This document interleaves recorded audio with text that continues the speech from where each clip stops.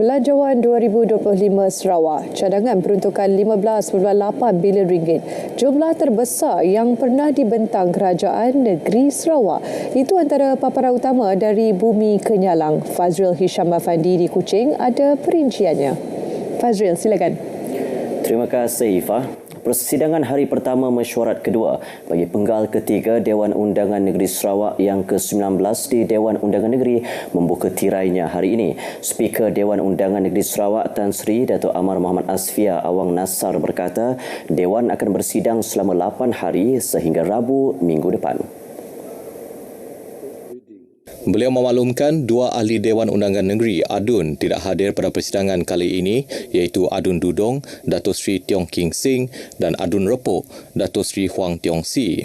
Dalam pemasyuran Dewan pagi tadi, beliau turut merakamkan tahniah kepada Yang di-Pertuan Negeri Sarawak Tun Pehin Sri Dr. Wan Junaidi Tuanku Jaafar atas pelantikan sebagai Chancellor keempat Universiti Malaysia Sarawak UNIMAS. Belanjawan Negeri Sarawak 2025 mencadangkan peningkatan perbelanjaan operasi dan pembangunan dari 13.6 bilion ringgit pada 2024 kepada 15.8 bilion ringgit pada 2025. Premier Sarawak Datuk Patinggi Tan Sri Abang Johari Tun Openg berkata sejumlah 4.9 bilion ringgit diperuntukkan untuk perbelanjaan operasi bagi menampung pelbagai kos termasuk emolumen kaki tangan, bekalan dan perkhidmatan, geran, bayaran tetap, pembelian aset dan perbelanjaan lain.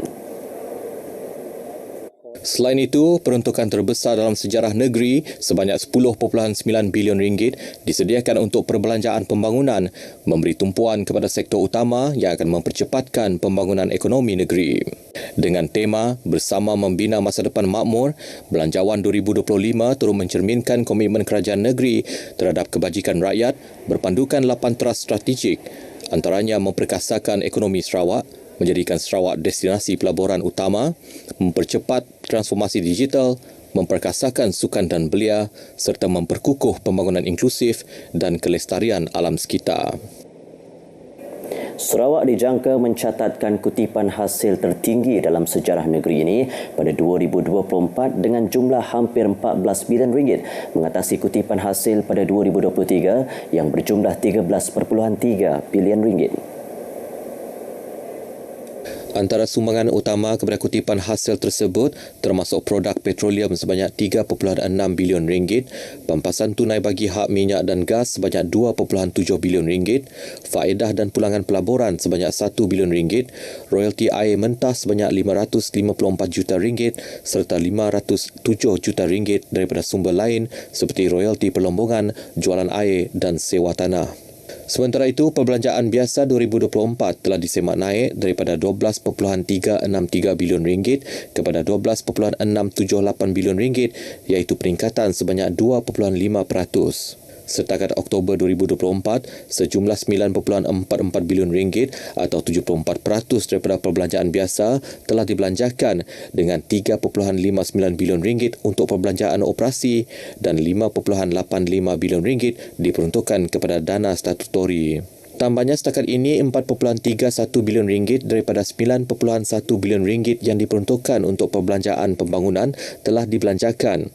Beliau menjangkakan perbelanjaan ini akan meningkat menjelang penghujung tahun ini seiring dengan momentum pembangunan negeri yang semakin rancak dan pelaksanaan projek yang semakin intensif. Datuk Patinggi Tan Sri Abang Johari yang juga Menteri Kewangan dan Ekonomi Baru telah membentangkan bacaan pertama ucapan Belanjawan 2025 semasa sidang Dewan Undangan Negeri hari ini.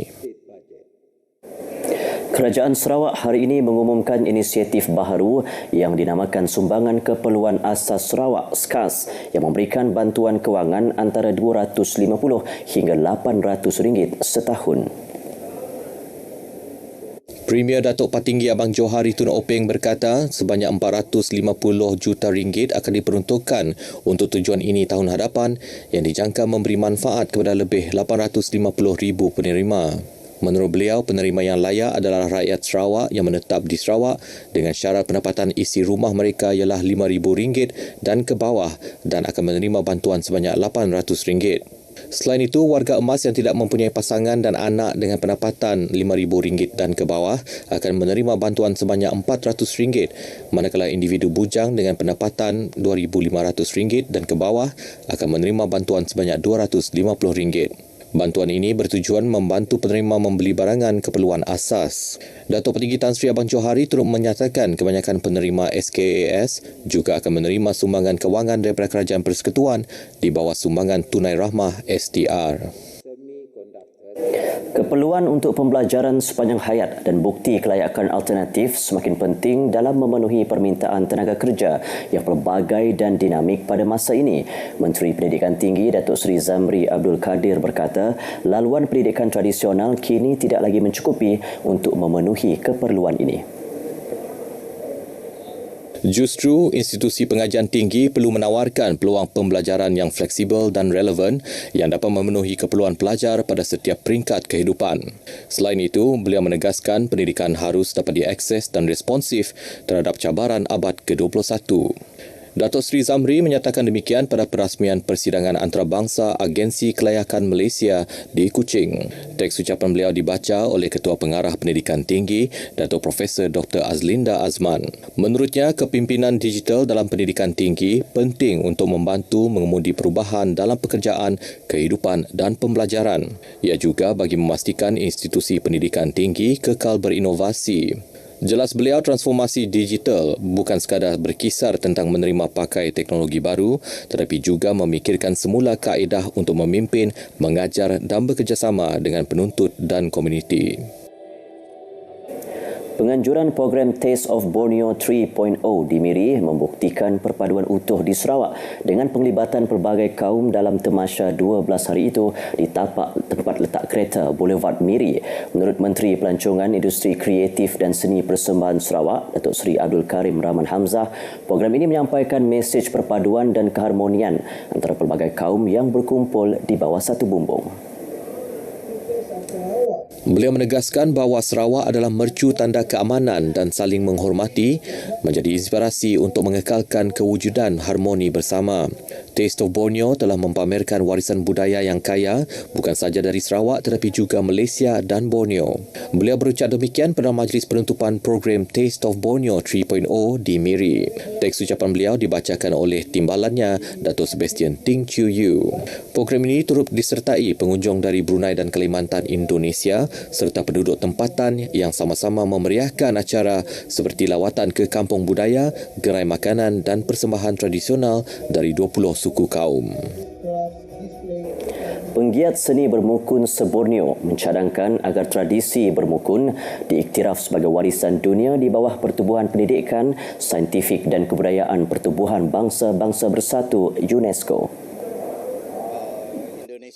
Timbalan Ketua Pengarah Penyiaran Strategik Radio Televisyen Malaysia RTM Nasaruddin Abdul Muttalib berkata terdapat perancangan untuk mengemukakan cadangan ini kepada kepimpinan industri kreatif dan seni persembahan. Program Bermukun se-Borneo yang kini berusia 24 tahun merupakan platform terbaik dalam memperkasakan seni tradisi ini yang sinonim dengan budaya Malaysia, khususnya Sarawak serta negara-negara jiran Indonesia dan Brunei Darussalam. Beliau berkata demikian kepada pemberita semasa santai krus di Royal Cruise Kuching bersempena Bermukun se-Borneo malam tadi. Tambahnya, seni bermukun perlu dipelihara sebagai khazanah budaya agar tidak lapuk ditelan zaman. Perkongsian itu tadi mengakhiri berita dari Sarawak. Dari sungai ke segara, Palestin pasti merdeka. Kembali bersama Ifah untuk perkembangan berita selanjutnya.